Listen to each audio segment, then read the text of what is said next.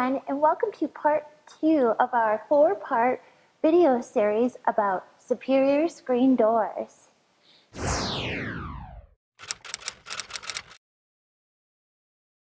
Yeah, in this video I'm going to walk you through primarily if you want to build one of these doors. I'm going to show you the basic steps to building it. With our screen doors, we build them custom, so it's to order. And we have springtime now, and it's typically a busy season for them, so I have a number to build, but I'm going to go through just building one basically. And I just wanted to talk about if you're doing this yourself. So there's quite a few steps in it, but primarily we offer 3 different wood species, so pine, fir, and cedar. So, you know, we have to source our wood from a variety of different places.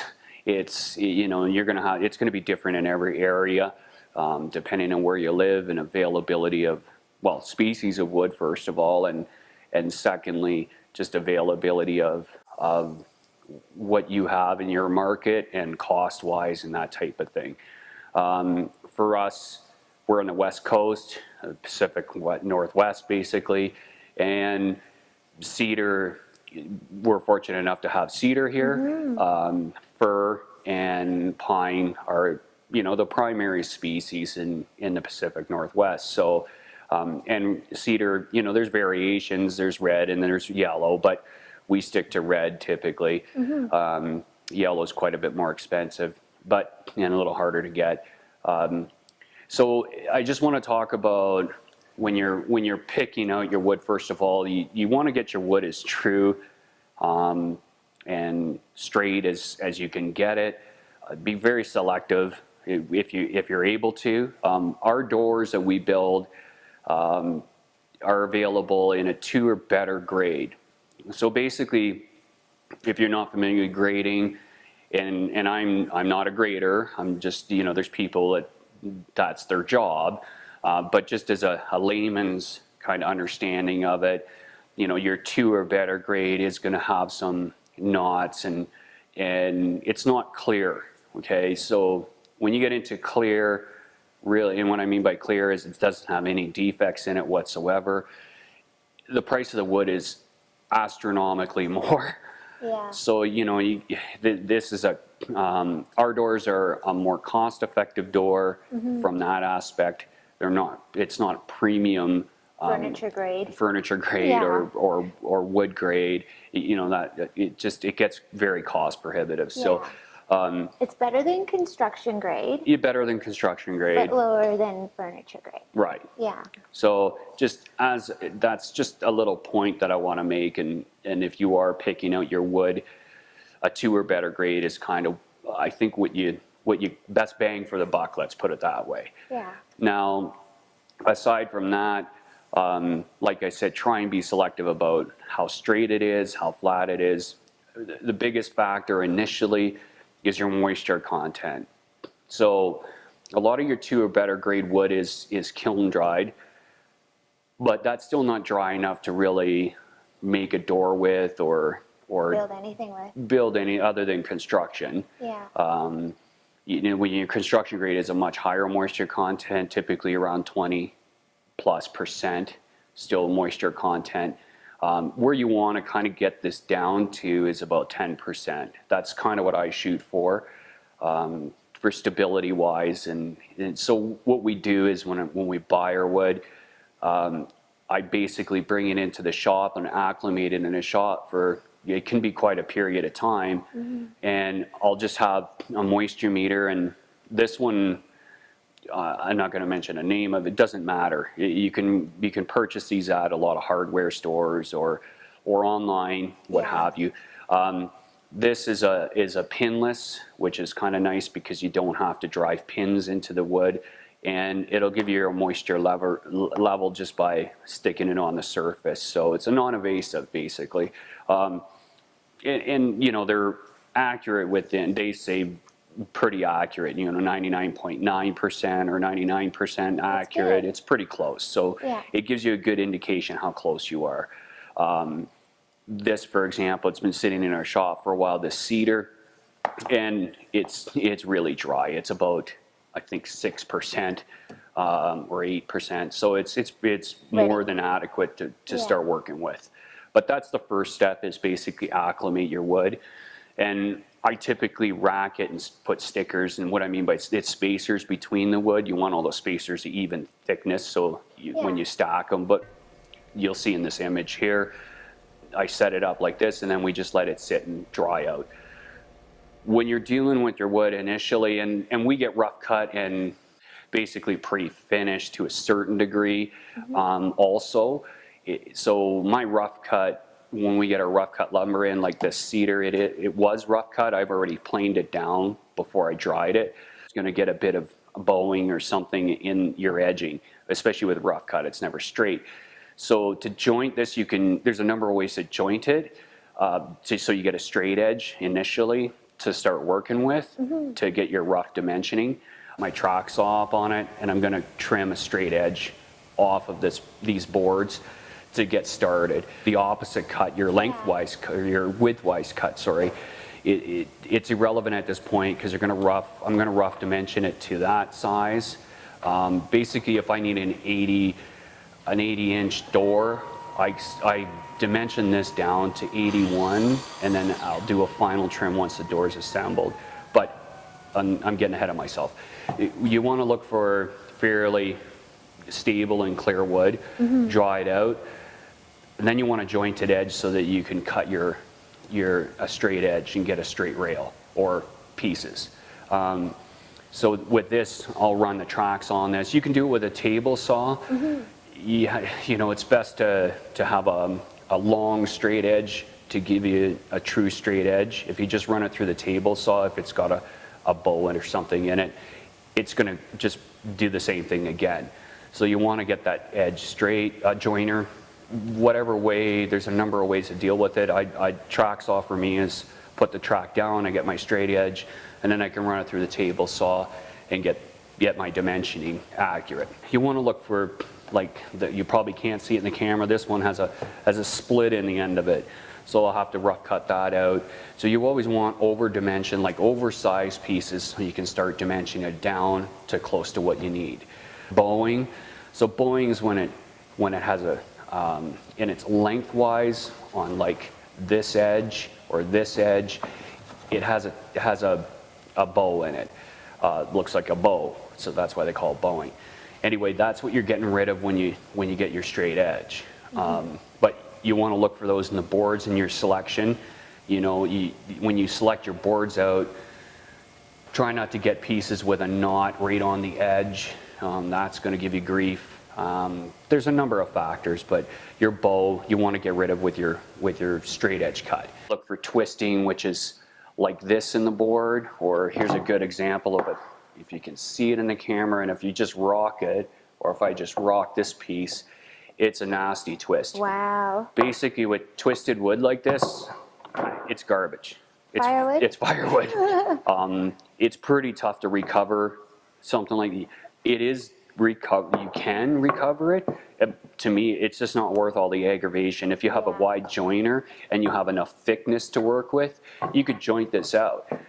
But if you're working with a 3/4 dimension and you get a twist, you don't have enough dimension there you're kind of limited. So to fix that, it'll always give you grief. It's never going to be right. So it's just garbage to me. If you get a twist like that, get rid of it.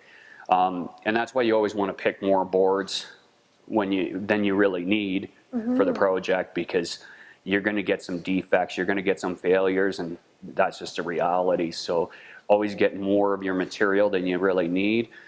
Always dimension out more material than you really need. It's just the way it is with making things. Warping is, on your face, so you get a warp this way. That's tough to deal with too. You want to stay away from defective wood like that. Basically, you want as straight and flat as possible. You do get checkings. Sometimes checkings is split within. It's in the drying process, but you can get splits within the grain and within the board. And splitting is more when it's at the end of the board, whereas checking is in the board itself. You want to avoid that. That checking can be fixed. You know, you can epoxy those. You can work around checking a bit, at least from what we've experienced. Yeah. But if it's a bad check, you know, it's either you got to remove that section of board or get another board to replace it. Because you'll see it once you finish it. Yeah. Well, I find if you epoxy that and you sand it out, you can recover that. Yeah. But it's a bit of work and it's a bit of material and it's a lot more time. Yeah. So, you know, you got to weigh out what your time is worth to what another board is worth to replace it. So anyway, that's checking or splitting. Sometimes you get sapwood and it's a little discoloration or it's sappy in a specific spot. You'll want to try and get rid of that. That pretty much inevitably comes back up. Yeah. Even when you finish it, it's going to come. It's just comes through. Yeah, it comes through because you had defect. Waning is typically like some bark left over on an edge or something like that. But we try and dimension all those things out as best we can, and so you're left with, you know, relatively clear boards, straight boards, flat boards, and that's really your initial starting point. So in the last segment, I talked about jointing a straight edge, and like I said, for these, I'm just going to use my track saw. If you don't have a track saw, you can always do this with just a standard skill saw. This is a cordless one, but a corded one, just have a straight edge reference point, clamp that down to the board, and you can set your depth on the skill saw just like you do on a track saw. And you can run that, and you know, and very basically, you're just taking your track or your reference edge and just getting a rough alignment along your edge. You got to remember that this doesn't have to be perfectly straight. I've rough cut the boards to a rough length. I'm still going to finish cut these to a shorter length, and then again, once the door is assembled, my length always gets a final trim anyway. So I always overcut everything. Again, you know, you want a lot more material than you're really gonna dimension down to, or dress down to. So this, I'm just gonna cut this edge off and get a nice smooth reference edge. So when I run it through the table saw to get my final dimension, I've got a good straight board.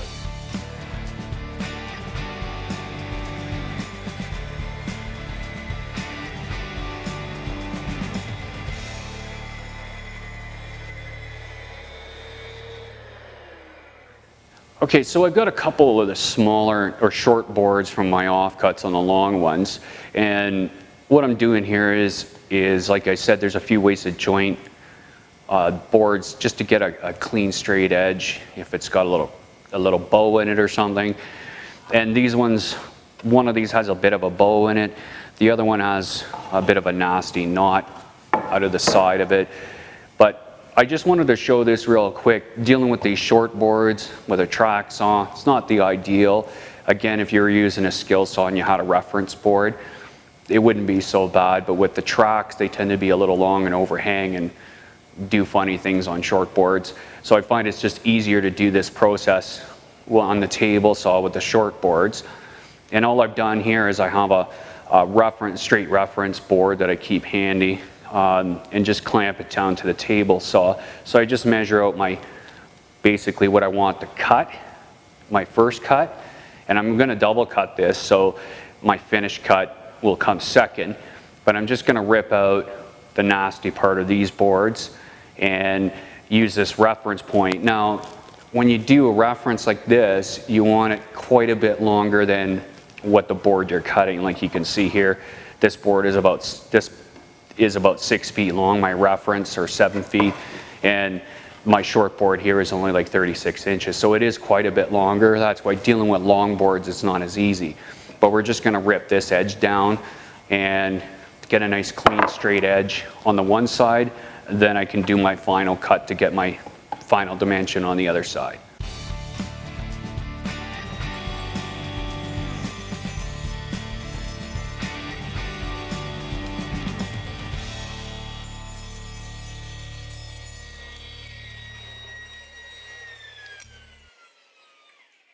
So at this point, as you can see, I've got a nice straight edge.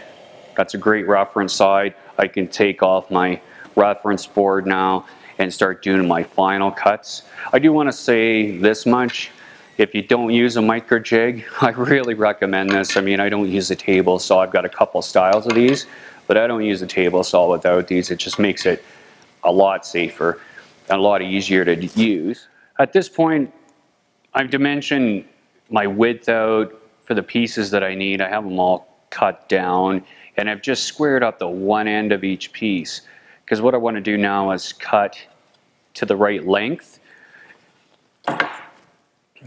And the crucial part in this, what I find in building things, is getting the pieces exactly the same length. So the way that I like to do it is I set up a fence. I have my miter saw connected to the end of my table saw, so I can use the fence on the table saw either for the table saw or setting a fence for my miter cuts.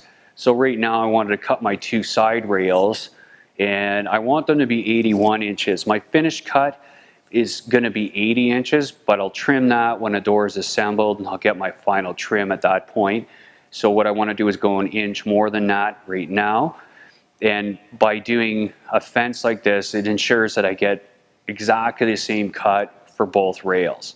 So, and when I do this, I just like to have an extra piece of scrap around like this, just to get my cut accurate in the first place, get my measurement accurate in the first place.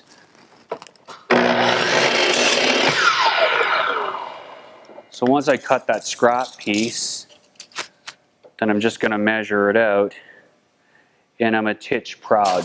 So what I'll do is I'll just adjust my fence a little bit, do another cut just to make sure, and then I know for sure I've got my accurate cut. Likewise with the stringers, I'm going to cut each stringer exactly the same length. So at this point, what I like to do is to take and lay out, do a dry fit, a layout, so I can mark all my rails and stringers for jointing, which will be next. I ran this through the drum sander. It's a 100 grit drum on my drum sander, just to surface sand it, prep it for this part of the process. It will get sanded out further as we go on, but right now it's basically process sanded to 100 grit. So right now I just like to lay out all my centers for my rails, for my stringers, and for the header footer, but the rails too. So I'm just marking, lay it out, get my measurements, make sure it's square. I like to use a slide adjustable gauge just to get my center marks or my marks down, and it always stays consistent. So we just mark our centers. I have my spacing set up the way I want it, and just get a visual on the door itself. The next step is I'm going to joint all of these joints. So what we're going to use for that is a biscuit cutter. I'm going to double them, but for added strength. For 1.5 or 1 3/8 doors that we build, I do a floating tenon joint in those, so it's quite a bit bigger, but for this it's adequate for the way we're going to do it. So once you have it all laid out and you can get a visual on it, and you can make changes at this point if you don't like the layout or you want to shift something around, but this is just to get our measurements down so we can do all the jointing, and then we can do assembling.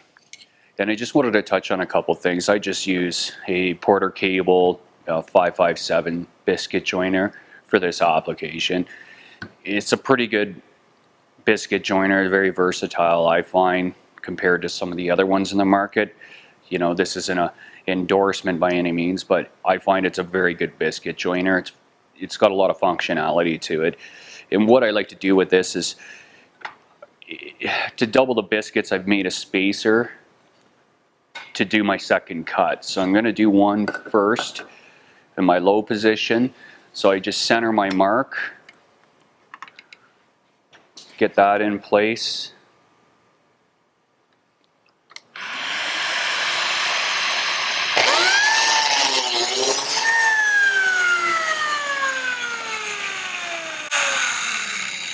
And at this point, I simply just throw my spacer in above it. Just give myself a little bit of space so I can see my center mark again. And then I do my second cut.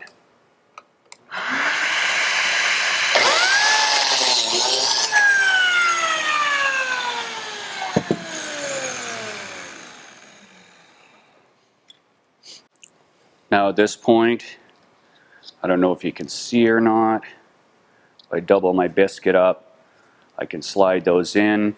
It's nice and snug. And they're snug enough I can't even pull them out with my fingers. Okay, so at this point, we're ready for assembly. I've jointed out all the slots for the biscuits. We are using a number 20. And again, I've doubled these, so you're gonna need 2 per joint. So, and you want to have a good generous amount of glue. And through this whole process, if you haven't glued things up before, you want to go fairly quickly. But it doesn't, it's got a little bit of working time, let's put it that way. So you'll need your biscuits, a couple brushes or acid brush just to move the glue around. We always keep a damp cloth handy. That's good for just cleaning up the excess squeeze out. Tape measure, because we're going to check it for square once it is together and we clamp it. Have your clamps ready, and a little square is always a good thing to have handy. So we're gonna start this just by, we're gonna put some glue in the slots first and just move that around a little bit. So each one of these slots will get a bit of glue in it. And I'm just going to move this glue around in each slot just to make sure it's got good coverage.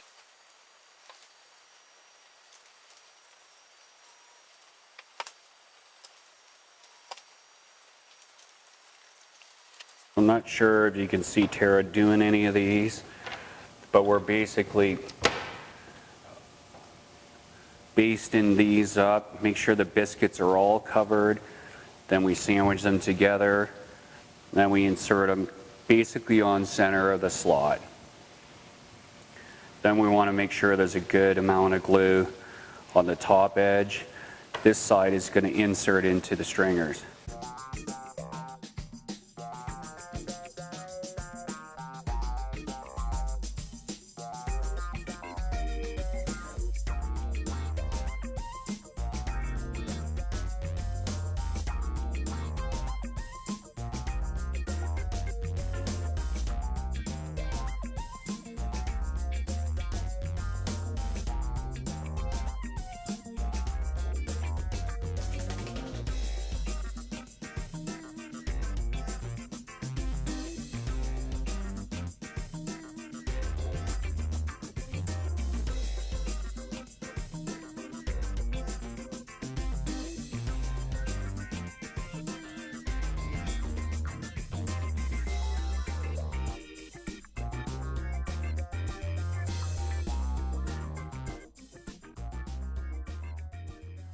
All right, so I'm at the point where I'm going to trim it, my final cut to length. And like I said earlier in the video, I always make it about an inch longer than I want once I assemble it and sand it out. So what I've done is I've rough sanded it with an 80 grit, and then I smooth sanded it with a 120.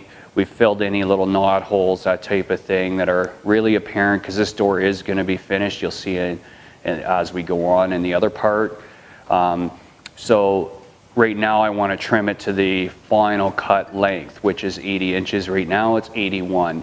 So what I do is I typically will take my marking gauge, I'll set it for about a 1/4 inch, give or take a little bit, and I set it on each rail, make a mark, and I'm going to cut this with the track saw.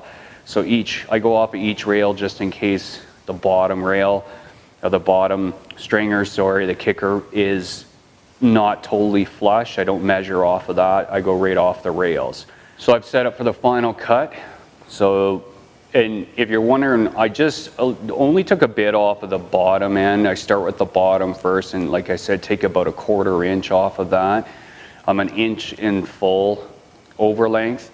So the top gets cut down a little bit more. I like to keep the kicker a little bit deeper, so that's why I only take a little bit off the bottom.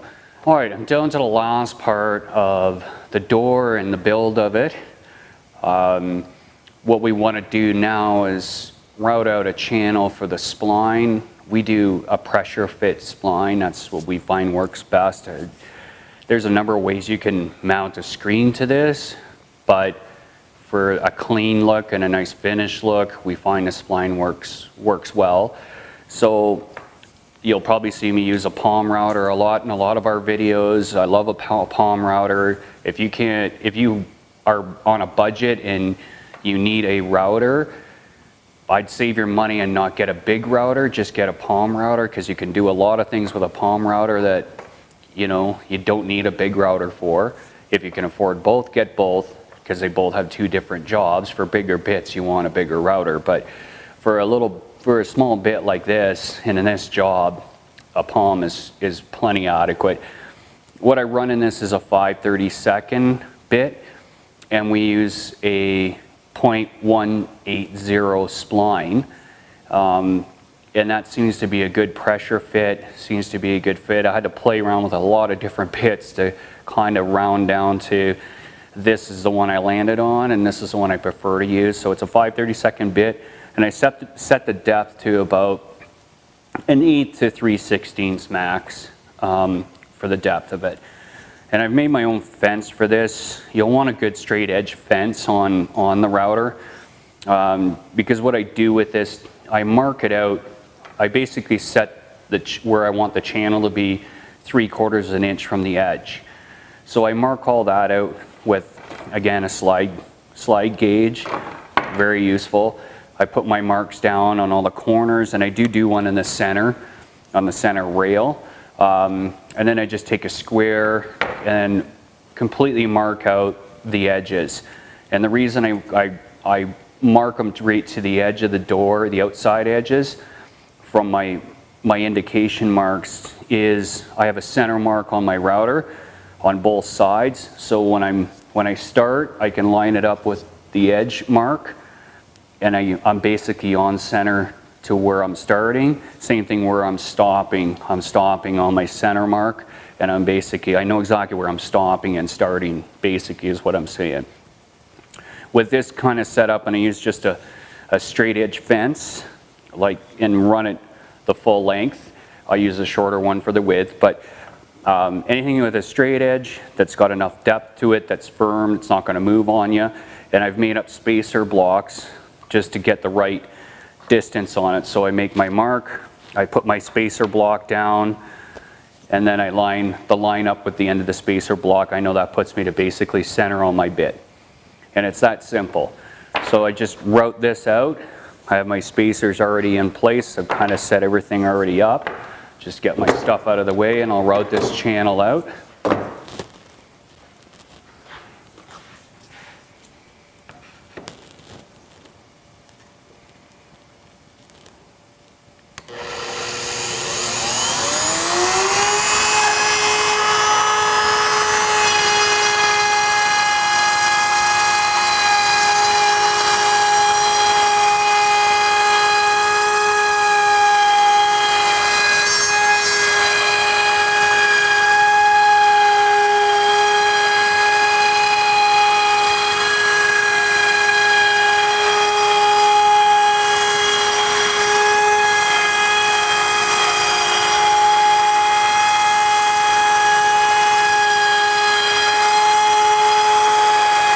Now at this point, I'm just going to take a vacuum. You want a good high volume vacuum, but I'm just going to run a little screwdriver in here, run my vacuum along it, and clean out the channel. And that's basically it. And I'm just going to route out the rest of these channels. Thank you so much for making it to the end of this video. The door looks awesome, right? Yeah, it came out pretty good. This is the part 2 of this series. Part 3 will be finishing it. This one's actually going to be painted and sealed, but we'll walk you through that in the next one. A couple things I want to just quickly mention, just to reiterate a few things. Acclimate your wood. That's a big one. It'll really save you a lot of grief in the long run if you are doing this yourself. If you don't feel comfortable doing this yourself, you can always order one from us. Absolutely. We'll put the link in the description box below. Yeah, and if you are ordering one and it takes a while to get it, you know, we typically say 3 to 4 weeks. In peak season, it's up to 8 weeks. Yeah, and we're 8 kind of weeks. yeah, Yeah. we're kind of in peak season right now. Just so you know, acclimating is important with this, and that's why it takes time. These are all built to order, so they're custom size, whatever size you want or whatever size you need. If you're making this at home, then you know you can make it whatever size you want. Some of the other things, this is basically ready for finishing. You know, as you saw, I routed out the channels on the back side. But I've hand sanded this out, so it basically got its drum sanding initially before assembly. Then it was assembled. After assembly, I re-hit it with an orbital 80 grit just to smooth it out, and then up to 120 from there. And that's pretty much ready for finishing as far as what we normally take it to. 240 is kind of overkill as far as I'm concerned. 120 seems to be adequate. Make sure you fill all your little knots and things like that. They will crop up if you're painting it, if you're staining it. It's a lot easier to hide it. If you're painting it, they do show all the flaws and things. So you want to pre-fill any of those knot holes or issue areas. And you know, what else is there? Thanks so much for watching, and don't forget to subscribe and stay tuned for our upcoming videos. Bye-bye for now. I cut you off.